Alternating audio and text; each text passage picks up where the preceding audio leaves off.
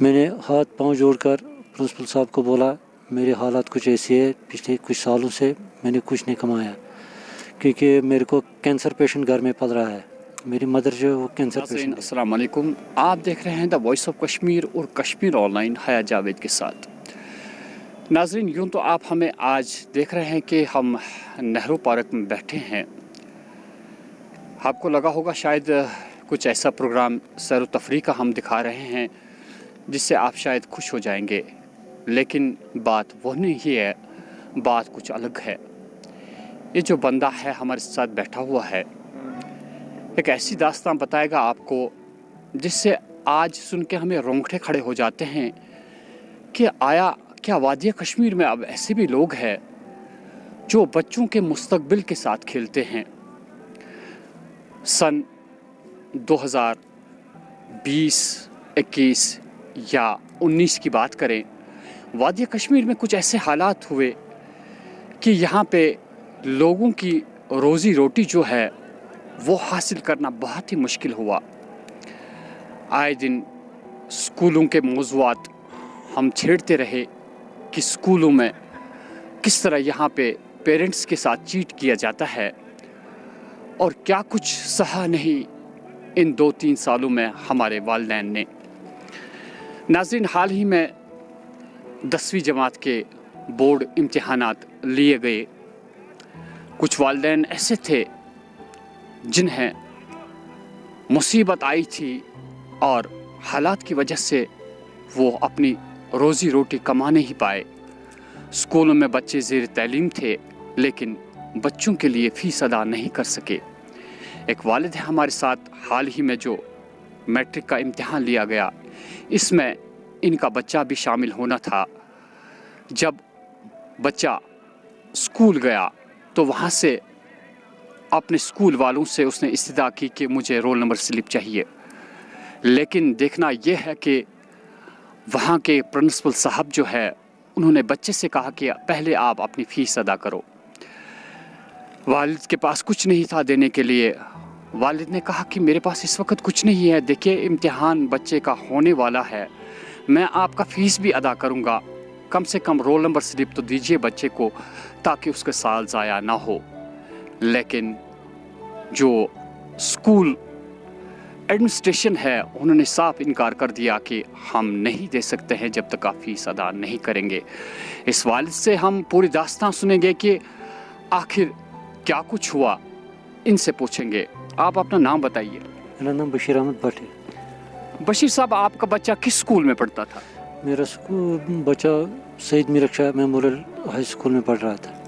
جب میٹرک کا امتحان ہونا تھا تو واقعی آپ کا بچہ اسکول گیا وہاں پہ رول نمبر سلپ حاصل کرنے کے لیے، تو نہیں دی گئی کیا ان کو؟ اس کو بولا پہلے فیس کلیئر کیا جائے، پھر اس نے وہ گھر آ کے میرے کو بولا شام کو، تو کل میں خود گیا، میں نے ہاتھ پاؤں جوڑ کر پرنسپل صاحب کو بولا میری حالات کچھ ایسی ہے، پچھلے کچھ سالوں سے میں نے کچھ نہیں کمایا کیونکہ میرے کو کینسر پیشنٹ گھر میں پل رہا ہے، میری مدر جو ہے وہ کینسر پیشنٹ ہے، اس کے لیے ہم کو دوائی لانا پڑتا ہے، بہت خرچہ پڑتا تھا، لیکن یہاں سے کمائی بھی کچھ نہیں ہوتی تھی۔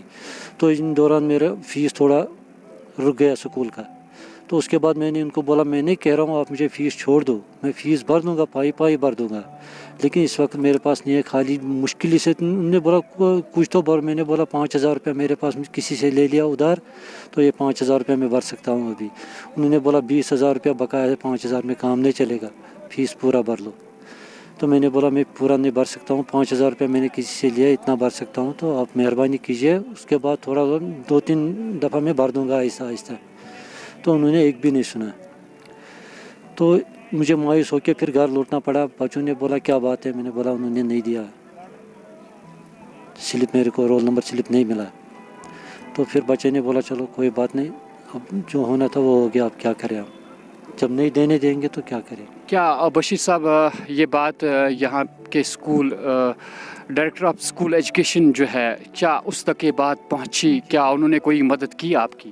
اس کے بعد میں نے لیٹر لکھا ڈائریکٹر ایجوکیشن کے لیے، تو وہاں پر ڈائریکٹر صاحب نہیں تھا، وہاں پر جوائنٹ ڈائریکٹر صاحب بیٹھا تھا۔ پھر میں جوائنٹ ڈائریکٹر صاحب کے پاس گیا تو اس نے مجھے اپنے آفس سے نکالا، بولا نہیں आप पहले फ़ीस भर लो, उसके बाद आपका रोल नंबर स्लिप मिलेगा। मैंने बोला ऐसी ऐसी बात हुई है मेरे साथ, मेरे बच्चे का ज़ाया हो गया, उन्हें इम्तिहान में नहीं देने दिया मेरे बच्चे को।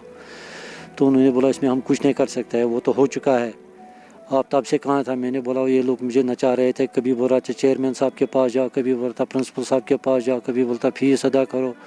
तो ऐसा ही घुमाया मेरे को जब तक न मतलब टाइम निकल गया इम्तिहानात का, तो नहीं दे सका मैं फिर।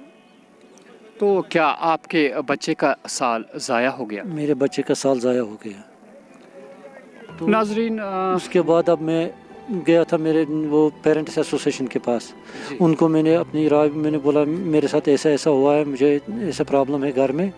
तो उन्होंने फिर रिक्वेस्ट किया, इनको बोला आप डायरेक्टर एजुकेशन के पास जाओ। तो आज मैं सवेरे फिर दोबारा गया था, जो वहाँ पर जॉइंट डायरेक्टर साहब बैठे थे। तो मैंने उसको बोला सर मैंने परसों भी एप्लीकेशन किया, ऐसे ऐसे बात है, तो मुझे रोल नंबर से अभी वो पेरेंट्स एसोसिएशन वालों ने कुछ मतलब हमारे लिए कुछ मदद करना चाहा। उन्होंने किसी जगह पे हमारा ये बच्चे के लिए ये दे सकता है अभी इम्तिहान, क्योंकि उन्होंने बोला रोल नंबर स्लिप हमें चाहिए। तो फिर मैं रोल नंबर स्लिप के लिए गया, तो दोबारा उन्होंने मना किया, बोला जब तक फ़ीस नहीं अदा करोगे तब तक नहीं दो। जब बल्कि फिर मैंने पेरेंट्स एसोसिएशन के साथ उनको बात कराया, उन्होंने उनके साथ भी फिर मिसबिहेवियर किया वहाँ के प्रिंसिपल साहब ने। नाज़रीन, हम आपको बताते चले कि ये जो बशीर साहब है, ये बाय प्रोफेशन ये शिकारा चलाते हैं। और आपको मालूम है कि जैसा कि हमने पहले ही कहा कि वादी कश्मीर में क्या कुछ हालात है, टूरिस्ट नहीं आ सके। 2019 से यहाँ पे जब एब्रिगेशन 370 हुआ, 35A उठा लिया गया, तो उसके बाद यहाँ पे मुकम्मल बंद रहा। उसके बाद कोरोना वायरस की महामारी, जिसकी वजह से यहाँ पे लॉकडाउन रहा। तो ऐसे में इनका रोज़गार जो है वो काफ़ी मुतासिर रहा। इनका ये भी कहना कि इनके घर में एक कैंसर पेशेंट है, जिसकी देखभाल के लिए इनको पैसा खर्चना पड़ा, और बच्चे की फ़ीस के लिए इनके पास कुछ नहीं था। देखना तो ये है कि जो लोग यहाँ पे बड़े बड़े दावे करते हैं कि जो यहाँ पे रूल्स लागू करते हैं, डायरेक्टर स्कूल ऑफ एजुकेशन, उनका ये कहना कि कोई ऐसी ज़्यादती नहीं होगी किसी के साथ, अगर किसी ने फ़ीस नहीं भी भरा होगा तो उसे मोहलत दी जाएगी। लेकिन देखना यह है कि इनका ये कहना कि जॉइंट डायरेक्टर के से में मिला भी, और उनका यही कहना था कि जब तक आप फ़ीस अदा नहीं करेंगे तब तक आपके बच्चे को रोल नंबर स्लिप नहीं दी जाएगी।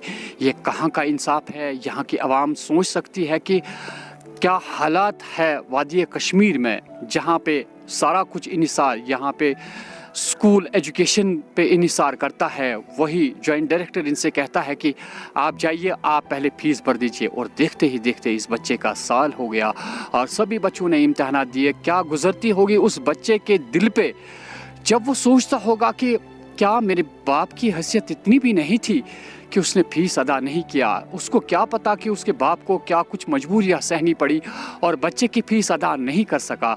देखना तो ये है कि क्या डायरेक्टर एजुकेशन इसका क्या नोटिस लेंगे, क्या उस प्रिंसिपल के खिलाफ क्या कुछ होगा और बच्चे के मुस्तकबिल के साथ क्या कुछ होगा, ये देखने वाली बात है। देखना तो यह है कि क्या यही बच्चा, जब इसके दिमाग पे कोई ज़ोर पड़ सकता है कि यही बच्चा जा सकता है कहीं और ख़ुदकशी कर सकता है, यही बच्चा कल को ड्रग एडिक्ट बन सकता है, जब इसने देखा कि प्रैक्टिकली कि हमें क्या कुछ सहना पड़ता है। अगर इन चीज़ों पे वादी कश्मीर में गौर नहीं हुआ तो हमारे बच्चे जो है वो बहक जाएंगे और बुरे कामों में मुलविस हो जाएंगे, और नतीजा यही होगा कि जो आज हम पछता रहे हैं कि हमारे बच्चे क्यों ऐसा करते हैं।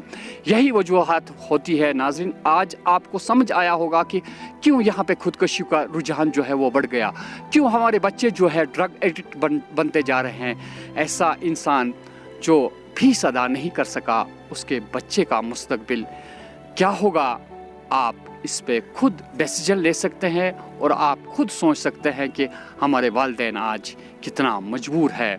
मैं हाया Javed, the voice of Kashmir और कश्मीर ऑनलाइन के लिए।